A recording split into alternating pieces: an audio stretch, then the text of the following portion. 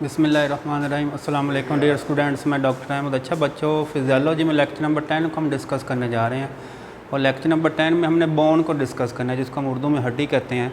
तो हमारी जो बोन है ये भी हमारे कनेक्टिव टिश्यू के एक टाइप है, तो इसको हम देखते हैं। बोन की अगर हम बात करें, ये हमारे पास स्ट्रॉन्ग कनेक्टिव टिश्यू है और ये ड्यूरेबल होता है, मतलब पायेदार होती है। तो हमारी जो बोन होती है इसमें 3 किस्म के सेल आपको मिलते हैं। एक को हम कहते हैं ओस्टियोसाइट्स, ये मैच्योर बोन सेल होते हैं। दूसरे को हम कहते हैं ओस्टियोब्लास्ट, ये बोन फॉर्मिंग सेल होते हैं, हमारी बोन्स बनाते हैं।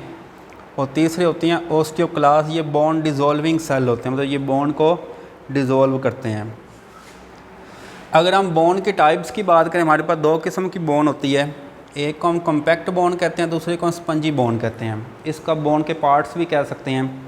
अब देखें, ये जो बोन का आउटर शेल होता है जो ज़्यादा सख्त होता है, और इसके साथ क्या होते हैं, हमारे इस तरह मसल्स अटैच होते हैं। देखिए हमारे जो मसल्स हैं ये बोन के बाहर वाले पार्ट के साथ अटैच होते हैं। तो बोन का ये वाला जो बाहर वाला पार्ट है जो ज़्यादा सख्त होता है, इसको हम कहते हैं कॉम्पैक्ट बोन। ये कॉम्पैक्ट बोन होती है, ठीक है। और इसमें कोई ब्लड वेसल नहीं होती, और इसके साथ क्या अटैच होते हैं, मसल्स अटैच होते हैं। लेकिन बोन का ये वाला जो अंदर वाला पार्ट होता है ये पोरस होता है, इसमें छोटे छोटे आपको पोर नज़र आते हैं और यहाँ पे ब्लड वेसल्स होती हैं। तो इस पार्ट को हम कहते हैं स्पंजी बोन, ठीक है। तो स्पंजी बोन के अंदर आपको ये कैविटी मिलती है, क्योंकि बोन अंदर से होलो होती है, तो ये कैविटी आपको मिलती है। इसको कहते हैं बोन कैविटी। बोन कैविटी के अंदर एक स्पेशल किस्म का मटेरियल होता है, इस मटेरियल को हम कहते हैं बोन मैरो, ठीक है। जो हड्डियों का गोदा होता है, हम खाते भी हैं। और बोन मैरो के अंदर क्या बनते हैं, हमारे तमाम जो ये ब्लड सेल्स होती हैं वो बोन मैरो के अंदर बनते हैं, इसलिए बोन मैरो बहुत इंपॉर्टेंट है। इसके बाद अगर हम बोन मैट्रिक्स की बात करें कि बोन किन चीज़ों की मिलकर बनी होती है, तो बोन में एक तो बोन सेल्स हो गए, क्योंकि कनेक्टिव टिश्यू की हमने बात की थी। कनेक्टिव टिश्यू में 2 चीज़ें होती हैं, सेल्स और मैट्रिक्स। और मैट्रिक्स में आगे 2 चीज़ें आती हैं, इसमें फाइबर्स आती हैं, ग्राउंड सब्सटेंस आती है।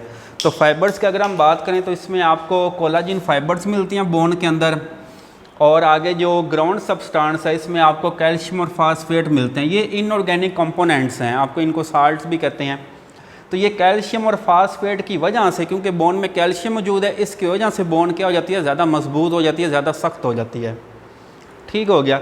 और ये नेक्स्ट हमारे पास बोन का माइक्रोस्कोपिक स्ट्रक्चर है कि आपने क्या करना है, बोन का एक पीस लेना है, उसके हमने पहले स्लाइड बनानी है, और उस स्लाइड को जब हम माइक्रोस्कोप में देखते हैं तो माइक्रोस्कोप के अंदर ये आपको स्ट्रक्चर नज़र आता है बोन का, कि बोन के अंदर आपको ना इस तरह बहुत सारे सर्कल नज़र आते हैं। ये एक सर्कल नज़र आ रहा है, ये नज़र आ रहा है, ये नज़र आ रहा है। तो एक पूरे सर्कल को हम कहते हैं ओस्टियन।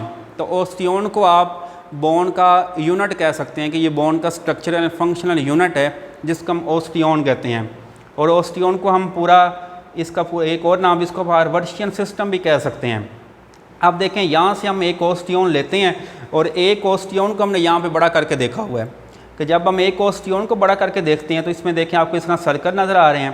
तो सर्कल के अंदर आपको देखें ये सेल नज़र आ रहे हैं। तो ये देखें, ये अंदर वाला सेल है, इसका नाम ओस्टियोसाइट है। लेकिन सेल के बाद आपको एक आउटर कवरिंग नज़र आ रही है। ये देखें, ये सेल है अंदर, और सेल के बाहर ये आउटर कवरिंग है, इस तरह नज़र आ रहा है। तो इस आउटर कवरिंग का नाम लैकूना है, और अंदर वाला जो सेल है इसका नाम ओस्टियोसाइट है। तो ये देखें, ये भी आपको लैकूना ओस्टियोसाइट नज़र आ रहा है, ये भी लैकूना ओस्टियोसाइट है। तो इस तरह देखें, सेल आपको एक तरतीब में एक सर्कल में नज़र आ रहे हैं। और उसके बाद देखिएगा, ये जो आपको लेयर्स नज़र आ रही हैं, तो लेयर्स के दरमियान ये जो खाली जगह, ये वही स्पेस है, इस स्पेस को हम लैमिला कहते हैं। तो इस लैमिला में आपको ये ग्राउंड सब्सटेंस मिलती है, जिसमें आपको कैल्शियम और फास्फेट आपको नज़र आ रहे हैं। तो कोलाजिन फाइबर्स होंगे, और ये कैल्शियम और ये फास्फोरस है, ये यहाँ पे लैमिला में मौजूद होंगे, इसलिए ये बोन ज़्यादा सख्त हो जाती है। और फिर देखें, ये वाले जो बोन सेल्स हैं इनके आपस में कनेक्शन होते हैं। ये देखें, ये सेल इससे भी जुड़ा हुआ है, इससे भी जुड़ा हुआ है, ये सेल इससे जुड़ा हुआ है। तो इनके दरमियान जो कनेक्शंस हैं, इन कनेक्शंस को हम कैनालिकुलाई कहते हैं, ठीक हो गया।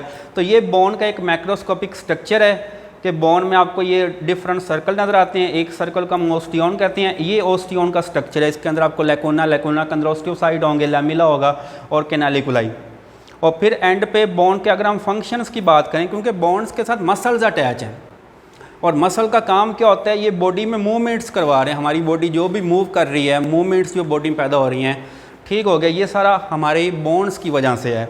और दूसरा, ये रेजरवायर्स होते हैं मिनरल्स के। अब देखें, कैल्शियम जैसे आपके ब्लड में ज़्यादा होता है तो ज़्यादा कैल्शियम हमारी बोन्स में जाके जमा हो जाता है। और जैसे ही हमारे ब्लड में कैल्शियम कम होता है तो बोन से कैल्शियम निकल के हमारे ब्लड में आता है। तो इसलिए हम कह सकते हैं हमारे जितने मिनरल्स हैं, सोडियम है, पोटाशियम है, कैल्शियम है, तो इनका रिजर्वायर कौन है, इनको ज़ख़ीरा कहाँ पे किया जाता है, इनको बोन में किया जाता है।